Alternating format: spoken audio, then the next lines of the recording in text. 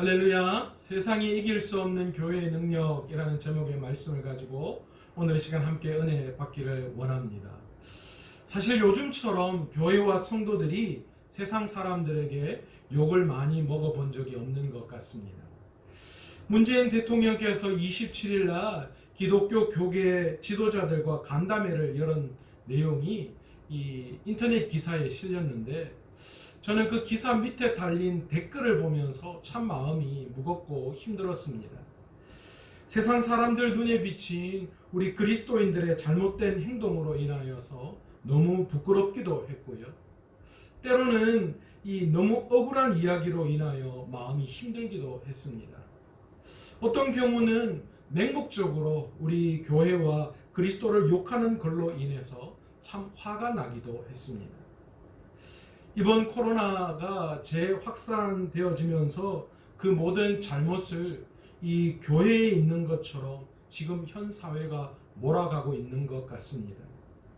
물론 책임이 전혀 없지는 않습니다. 문제가 될 만한 일들이 일어나기도 했습니다. 그러나 지금처럼 교회의 모든 잘못을 이 교회로 전가시키는 것 자체는 조금 문제가 있지 않나 그렇게 생각됩니다. 이런 상황 속에서 모든 교회들이 힘들겠지만, 그런데 우리 교회같이 작은 교회가 참 많이 힘든 것이 사실입니다. 저희 교회는 정부의 방역 지침에 적극적으로 동참하고 있습니다. 그러나 현실은, 그리고 앞으로 우리 교회 앞에 당면에 있는 여러 가지 상황을 보면 참 암담하기 그지 없습니다. 작년에 전도했던 새가족들, 그리고 믿음이 연약한 성도들은 거의 예배에 참석하지 못하고 있습니다. 물론 그분들이 잘못됐다라고 지적하는 그런 내용은 아닙니다. 상황이 그럴 수밖에 없게 되어졌죠. 또한 전도는 꿈도 꾸지 못합니다. 요즘 같은 이 시기에 만약 어디 가서 전도하려고 교회나 예수님에 대한 이야기를 꺼낸다면 아마도 결코 좋은 소리 듣지 못할 것 같습니다. 그러니 지금은 현실적으로 전도가 완전히 막혀져 버린 상황입니다. 모여서 기도하고 또 말씀 듣고 또 삶으로 적용하는 모든 소그룹 모임이 멈춰져 있는 상황입니다. 나눔이 교회 안에서 사라져 버렸어요. 그만큼 교회와 성도들이 힘을 잃어가고 있다라는 것이죠. 재정적인 부담도 커져가는 것이 사실입니다. 현실적으로 작은 교회들은요, 작은 변화에도 재정적인 데미지가 쉽게 일어나는 것이 사실입니다. 세상적인 데이터로만 본다면 교회는 희망이 없어져 가는 것처럼 보입니다. 실제로 미국의 한 기독교 여론단체가 조사를 했는데, 그에 따르면 코로나로 인하여 미국의 교회가 향후 18개월 안에 20%가 영구적으로 폐쇄될 것이다, 그렇게 예측했다고 합니다. 이 통계는 비단 미국만 적용되어지는 통계가 아닌 것 같습니다. 한국 교회도 코로나 이후에 교회가 문을 닫는 일이 엄청나게 많이 일어날 것으로 예상할 수밖에 없습니다. 그런데 참 놀라운 것은요, 하나님이 끝내지 않으시면 끝난 것이 아니라는 것입니다. 사실 세상적으로 보면 교회의 미래는 절망적인 것 같고 더 이상 희망이 사라진 것 같이 보여집니다. 그래서 교회가 이제 여기에서 멈추겠구나, 그렇게 예상되기도 합니다. 그러나 우리가 쉽게 포기할 수 없는 이유가 있습니다. 그 이유는 다름 아니라 하나님이 끝내지 않으시면 끝난 것이 아니기 때문입니다. 하나님께서는 절대로 교회를 그리고 성도들을 포기하시는 분이 아니십니다. 그래서 하나님이 끝내지 않으시면 결코 끝난 것이 아닙니다. 오늘 성경에서 다루고 있는 사건을 이해하기 위해서 초대교회 오순절 성령 강림 사건 이후에 교회의 분위기를 우리는 좀 이해해 볼 필요가 있습니다. 예수님이 십자가에 죽으시고 부활하시고 난 다음에 제자들에게 뭐라고 말씀하셨습니까? 첫 번째, 너희가 성령을 기다려야 한다. 그렇게 말씀하셨죠. 그리고 두 번째로 온 천하에 다니며 만 백성에게 복음을 전파하라, 제자를 삼아라, 그렇게 말씀하셨습니다. 이 일 이후에 오순절 성령의 강력한 사건이 나타납니다. 이로 말미암아 제자들이 힘을 얻습니다. 베드로가 설교하자 3,000명이 주께로 돌아오는 놀라운 일도 일어났고요. 또한 이 초대교회 성도들이 진정한 그리스도의 공동체의 모습을 보이는 그런 놀라운 일들도 일어났습니다. 주님께서는 이들에게 날마다 구원받는 사람을 더하시는 은혜를 베풀어 주셨습니다. 또한 사도들이 가는 곳곳마다 기적 같은 일들이 일어났습니다. 물론 중간에 스데반의 순교가 있었습니다. 그러나 이 스데반의 순교는 복음이 확장되어져 나아가는 도화선 역할을 했습니다. 그리고 사도 바울을 세우시는 계획을 통하여서 이방의 전도의 문을 여실 계획을 준비해 나가셨고, 그리고 베드로에게도 말씀하셔서 예루살렘 교회가 이방 선교를 인정하는 그런 놀라운 일을 하나님은 계획해 놓고 계셨습니다. 근데 이런 일들이 일어나는 바로 그런 상황 속에서 바로 헤롯이 교회를 박해하는 그런 사건이 터집니다. 오늘 성경에는 헤롯이라는 인물과 베드로라고 하는 두 인물을 대립적으로 등장시키고 있습니다. 여기서 헤롯이 누구입니까? 오늘 본문에 등장하는 헤롯은 헤롯 아그리파 1세입니다. 예수님께서 붙잡혔을 때에 갈릴리의 분봉 왕이었고, 이 야고보를 죽이고 베드로를 옥에 가두었던 바로 그런 인물입니다. 예수님이 이 땅에 오셨을 때에 유아 살해 명령을 내렸던 헤롯 대왕의 손자이기도 합니다. 사실 이 헤롯 대왕은 어려서 이 정권에서 밀려나서 로마에 건너가서 로마에서의 삶을 살아야만 했습니다. 그러다가 로마에 의해서 갈릴리의 분봉왕으로 등극하게 됩니다. 그러니 이 헤롯은 로마의 눈치를 볼 수밖에 없었습니다. 또한 그는 유대 사회 안에서 자신을 지지하는 그런 지지층들이 없었습니다. 그는 유대인의 환심을 사기 위해서, 그래서 유대 사회에서의 입지를 굳히기 위해 이 유대인들이 싫어하는 기독교를 박해하는 정책을 펼칠 수밖에 없었던 것입니다. 그래서 그는 기독교를 박해하는 정책의 일환으로 요한의 형제 야고보를 죽이고 베드로를 옥에 가두었던 것입니다. 이 사건은 초대교회 스데반 순교 이후에 두 번째 일어난 순교 사건으로서 사도들 중에서는 첫 번째 순교자가 나오는 그런 사건입니다. 성경은 야고보를 죽인 일로 인해서 유대인들이 기뻐했다 그렇게 기록하고 있는데, 사실 이 기뻐했다라는 단어의 뜻은 그들이 만족했다라는 뜻을 포함하고 있습니다. 그러니까 이 유대인들이 야고보를 죽인 그런 일로 인해서 헤롯에게 만족을 했다라는 것이죠. 다른 말로 이야기하면 헤롯이 유대인들에게 인정을 받았다라는 것입니다. 헤롯의 이 기독교 박해 정책은 대성공으로 보여지기도 합니다. 더 나아가 헤롯의 생각으로는 초대교회 우두머리 역할을 했던 베드로마저도 옥에 가두었다가 죽이게 되면 그로 인해서 유대의 이 지지자들로 인해서 자신이 한층 더 입지를 잘 굳힐 수 있다 그렇게 생각했던 것 같습니다. 그로 인하여서 그는 베드로마저도 옥에 가두게 되었던 것입니다. 교회는 이 일로 인하여 참담한 순간을 맞이하게 되었습니다. 그렇게 좋았던 분위기가 한순간에 사그라드는 것 같이 보였습니다. 그런데 교회는 베드로가 잡혔다는 소식을 듣고 간절히 하나님 앞에 기도했습니다. 그런데 얼마나 절망을 했는지 기도하면서도 그들은 믿지 못했던 것이에요. 기도는 하지만 그들의 마음이 너무나도 절망적이어서 기도를 하면서 그 기도의 응답이 일어날까 그런 생각을 했던 것 같습니다. 그러나 하나님께서는 결코 하나님의 계획을 끝낸 것이 아니었습니다. 하나님께서는 천사를 동원해서 옥에 있는 베드로를 풀려나게 하셨습니다. 풀려난 베드로는 자신을 위해서 기도하고 있는 요한 마가의 어머니 마리아의 집으로 향했습니다. 그리고 문을 두드리기 시작합니다. 그러자 어린 여자아이인 로데라고 하는 아이가 이 문 앞에 나왔습니다. 베드로의 음성을 듣고 이 여자아이가 깜짝 놀랐습니다. 그래서 문을 열어주기 전에 기도하고 있는 사람들을 향하여 쫓아갔습니다.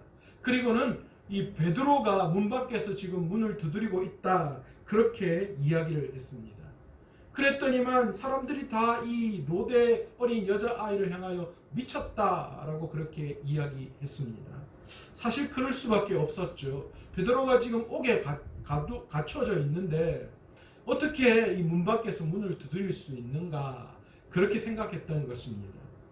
강하게 이 로데라고 하는 여자아이가 베드로의 음성을 들었다, 베드로가 지금 문 밖에서 이 문을 두드리고 있다라고 이야기하자 거기에 모인 사람들이 베드로가 아니라 천사가 왔다, 그의 천사가 왔다, 그렇게 말했습니다. 사실 당시 유대인들은 각 사람을 지키는 수호천사가 있다, 그렇게 믿었습니다. 그래서 아마도 베드로를 지키고 있는 수호천사가 오지 않았나, 그렇게 생각했던 것입니다. 계속해서 베드로가 문을 두드리는 소리를 듣고 그들이 내려가서 와보니 진짜 베드로가 문 앞에 서 있었습니다. 정말 놀래서 자빠질 노릇입니다.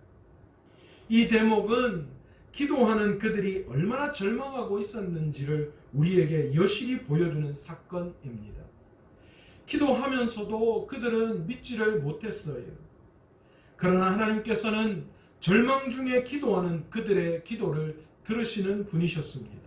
그리고 베드로를 옥에서 풀려나게 하셨습니다. 여러분, 우리도 마찬가지입니다. 우리도 절망 중에 하나님 앞에 기도할 때에 하나님은 우리의 기도를 들으시고 일을 행하시는 분이신 줄로 믿습니다. 우리가 믿음이 없어도, 우리의 소망이 끊어졌다 생각해도 하나님이 끝내시지 않으면 결코 끝난 것이 아닙니다. 하나님의 계획은 절망 중에도 계속되고 있습니다. 여러분, 지금 사도행전의 흐름을 가만히 보십시오. 헤롯에 의해서 야고보 사도가 죽고 베드로가 옥에 갇혀져 있는 절망적인 상황 가운데 있습니다. 그러나 사도행전은 하나님의 계획이 계속되어지고 있음을 우리에게 잘 보여주고 있습니다. 절망 중에 하나님은 사람을 세워나가시면서 하나님의 계획을 이루어 나가고 계십니다. 사도 바울을 준비시키시고 또 베드로를 옥에서 탈출하게 하시고 바나바를 사용하셨고 마가를 쓰실 계획을 세우고 있으시는 것입니다. 성경은 오늘 본문 24절에서 이렇게 우리에게 희망을 주고 있습니다. 하나님의 말씀은 흥황하여 더하더라. 또한 25절에 보시면 바나바와 사울이 부조하는 일을 마치고 마가라 하는 요한을 데리고 예루살렘에서 돌아오니라. 지금 무엇을 말씀하고 계시는 것일까요? 바울과 바나바 그리고 마가라 하는 요한을 통하여서 이방인 전도 사역을 준비하고 계심을 우리는 볼 수 있습니다. 여러분, 이 헤롯의 이 기독교 핍박 사건 이후에 복음이 어떻게 놀랍게 역사하는지 우리는 너무나도 잘 알고 있습니다. 절망적인 상황 가운데 있었지만 하나님께서는 이 절망을 통하여서 이방 선교의 문을 열기 위해서 사람을 세우시고 그 일을 행하고 계시는 것을 우리는 성경을 통하여 바라볼 수 있습니다.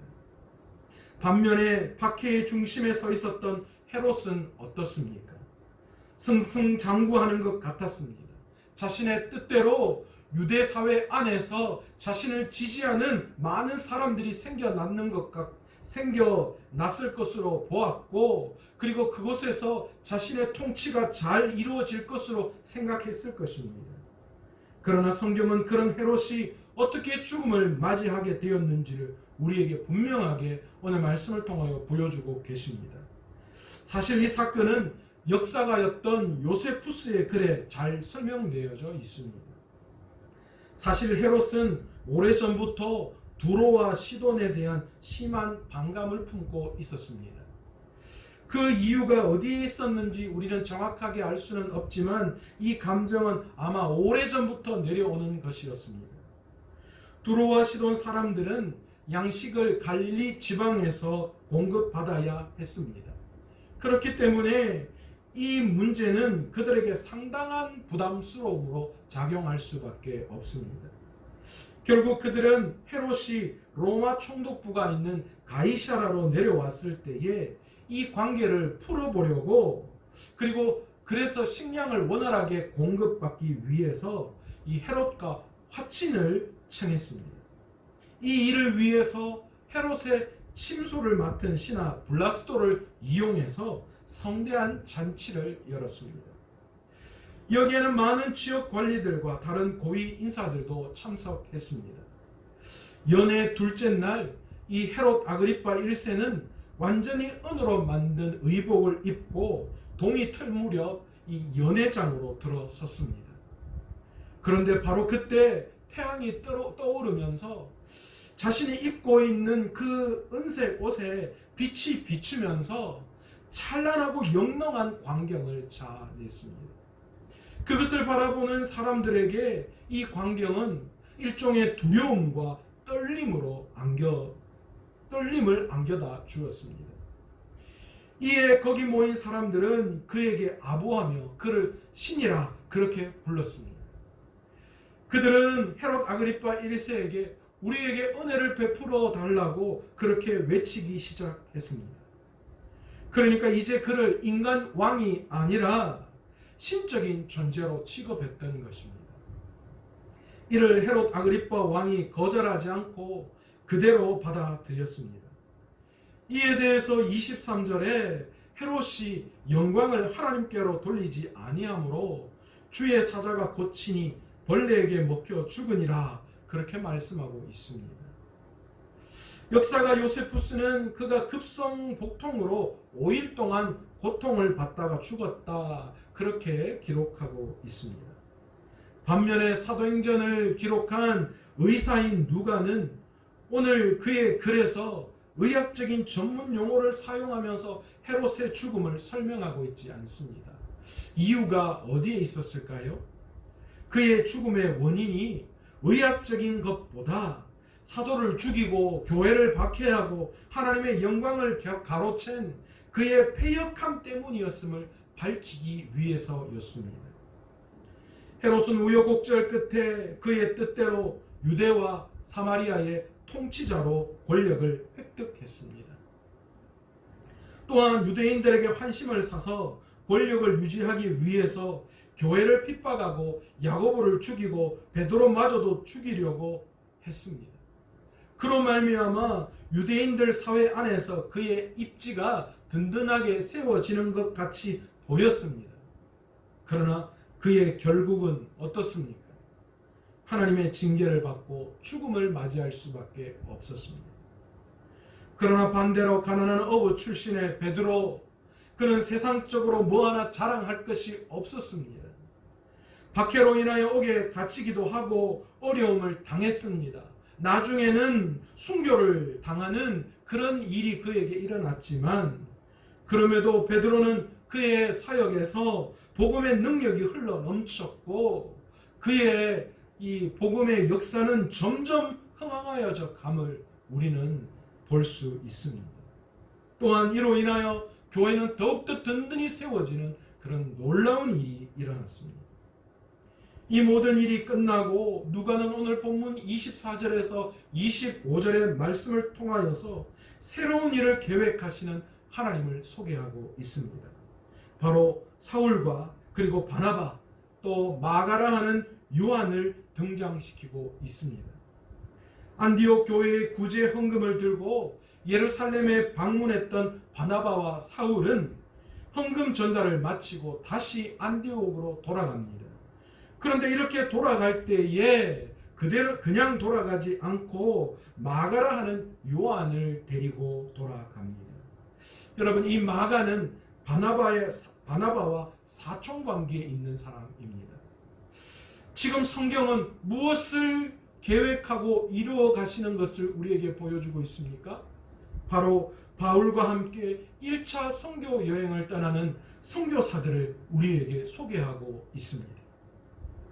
박해의 위기에도 공동체는 성장을 멈추지 않고 서로를 돌아보았습니다. 하나님이 함께 하시는 한 교회는 결코 시들지도 주저앉지도 않습니다.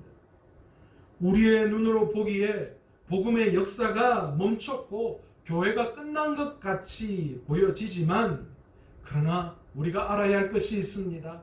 하나님이 끝내시지 않으면 결코 끝난 것이 아니라는 것입니다. 세상적으로 보기에는 환난과 어려움이 우리 그리스도인들을 무력하게 하고 무너지게 할 것 같지만, 그러나 하나님의 역사는 약한 곳에서 나타난다라는 사실을 믿으시는 저와 여러분 되시길 간절히 축원합니다. 그러기에 오늘도 우리의 상황 속에서 역사하시는 하나님을 의지하며 승리하는 삶을 살아가는 저와 여러분 되시기를 간절히 축원합니다. 여러분, 더 이상 절망하지 맙시다. 세상 사람들이 보기에 복음이 멈췄고 교회가 끝난 것 같이 보이지만 결코 그렇지 않습니다. 요즘 인터넷에 부산 샘터교회 안중덕 목사님의 글이 유행하고 있습니다. 이 대통령도 이 글을 공유했다라고 하더라고요. 이 목사님은 코로나 감염 시대에 전해주는 메시지라는 글의 제목으로 그리스도인들에게 5가지 메시지를 전달하고 있습니다. 첫 번째가 뭐냐? 코로나 시대에 마스크를 착용하라는 것은 그리스도인에게 그 입을 다물라는 뜻이다. 그렇게 말씀하고 있습니다. 막말과 거짓말을 하지 말고 불필요한 말을 줄이라는 것입니다. 그리고 남의 말에 귀를 기울이라라는 말씀입니다. 입을 다물면 사랑스러운 것들의 시선이 머물게 되고 아름다운 소리와 세미한 속삭임이 들려온다라는 것입니다. 두 번째로 이 목사님은 손을 자주 씻으라는 것은 그리스도인들에게 마음을 깨끗이 하라는 뜻이다. 그렇게 이야기합니다. 악한 행실과 죄에서 돌이켜 회개하고 성결해야 한다. 그런 말씀이지요. 안과 밖이 깨끗해야만 자신도 살고 남도 살릴 수 있습니다. 마음의 거울을 닦아야 자신이 보이고 마음의 창을 닦아야 이웃도 보이게 됩니다. 세 번째로 사람과 거리 두기를 하라라는 것은 자연을 가까이 하라라는 뜻이라고 말하고 있습니다. 사람끼리 모여서 살면서 서로 다투지 말고 공기와 물과 자연의 생태계를 돌아보며 조화롭게 살라는 말입니다. 자연을 가까이 하면 할수록 마음이 넉넉하여서 모든 것을 사랑하게 될 수 있다라는 것이죠. 네 번째로 대면 예배를 금지하라라는 것은 언제나 어디서나 하나님을 바라보라는 뜻이다. 그렇게 말씀합니다. 위안을 얻거나 사람에게 보이려고 예배당에 가지 말고 천지에 계신 하나님을 예배하라라는 것입니다. 잠잠히 하나님을 대면할수록 그의 나라와 그의 뜻이 가까이에 이르게 됩니다.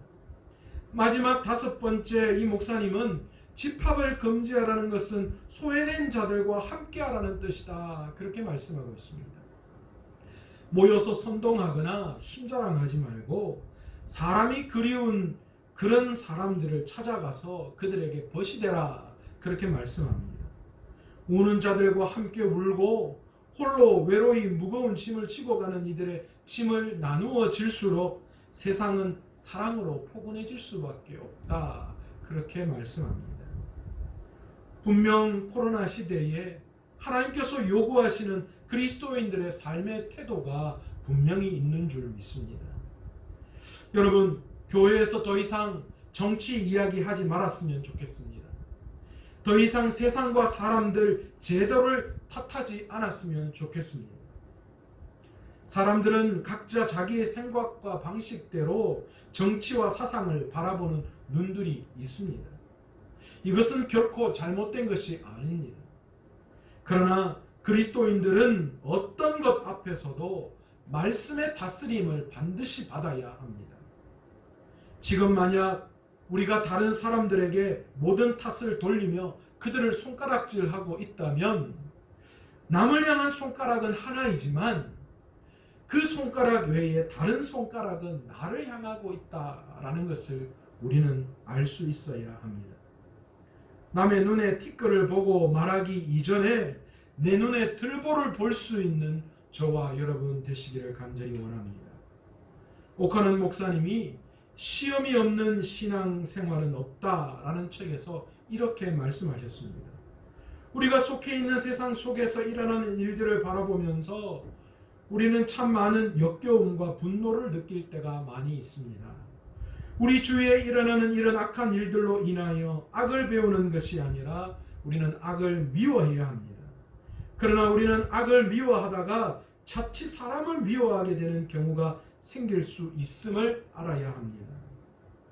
이렇게 악을 미워하다가 사람을 미워하게 되면 우리는 그 사람에게 원한과 복수심을 가질 수 있습니다. 이렇게 원한과 복수심이 생기면 마음속에 증오의 감정이 일어나고 이것은 일종의 시한폭탄과도 같습니다. 여러분, 예수 믿는 우리들은 우리의 감정이 악으로 발전하지 않도록 항상 우리를 돌아볼 수 있어야 합니다. 하나님께서는 모든 악을 심판하시는 분이십니다. 성경은 그것을 분명히 우리에게 약속하고 있습니다. 그러므로 이 약속을 믿기만 하면 사람이 손을 들어 상대를 해치지 않아도 되는 것이죠. 왜 그렇습니까? 하나님이 하시기 때문입니다. 우리의 손에 굳이 피를 묻힐 이유가 없습니다. 안갚음을 하겠다는 감정조차 가질 필요가 없습니다. 악에 대한 심판은 하나님이 하시기 때문이죠. 하나님이 생각하시기에 그것이 악하다라고 생각하면 하나님은 하나님의 깊은 계획을 통하여서 그 악함을 심판하시는 분이신 줄로 믿습니다. 하나님의 자녀라면 반드시 우리는 이 믿음을 가지고 있어야 합니다. 오늘 저와 여러분이 이 어려운 시기에 절망하고 낙심하지 말고 잠잠히 하나님이 하시는 일들을 기도로 바라볼 수 있는 저와 여러분 되시기를 간절히 축원합니다. 그리고 하나님의 약속의 말씀을 믿고 그 말씀을 붙들고 힘과 용기를 얻을 수 있는 저와 여러분 되시기 원합니다. 또한 사랑으로 세상을 품을 수 있는 저와 여러분 되었으면 좋겠습니다. 세상을 손가락질하기 전에 나에게 향한 손가락을 바라보며 회개하고 자신을 성찰할 수 있기 바랍니다. 그리고 논리가 아니라 말씀과 사랑으로 세상을 감동시키고 또한 변화시키고 돌이킬 수 있는 진정한 그리스도인 되시기를 간절히 축원합니다. 기도하겠습니다. 하나님 아버지, 오늘 이 시대를 살아가는 우리들이 어쩌면 세상을 바라보면서 절망하고 낙심할 수밖에 없는 그런 상황 속에 놓여져 있지만, 그러나 우리가 알아야 할 것이 있습니다. 우리가 그 하나님의 계획하심, 하나님이 끝내시지 않으면 절대 끝난 것이 아니라는 사실을 알고 오늘도 하나님이 일하심을 기도로 바라볼 수 있는 저희들에게 주님 도와 주옵소서. 초대교회의 큰 박해로 말미암아 그들이 절망하고 낙심하였지만, 그러나 그 절망과 낙심 속에서 복음의 역사가 끊어진 것 같았지만, 그러나 여전히 하나님은 하나님의 놀라운 계획하심을 통하여 복음의 역사를 이루어 가시고 사람을 세우고 계심을 우리는 볼 수 있습니다. 그러기에 오늘 이 시간 이 코로나로 말미암아 어려움 중에 있는 이 세상, 그리고 한국교회, 그리고 우리 교회를 바라보고 우리가 아버지 하나님 절망하고 낙심하기 이전에 이 아버지 하나님 절망 속에서 하나님의 계획을 발견할 수 있는 저희들에게 도와 주옵시고, 또한 아버지 이 마지막 때에 하나님 앞에 귀하게 쓰임받는 교회와 온 성도들 될 수 있도록 주님 도와 주옵소서.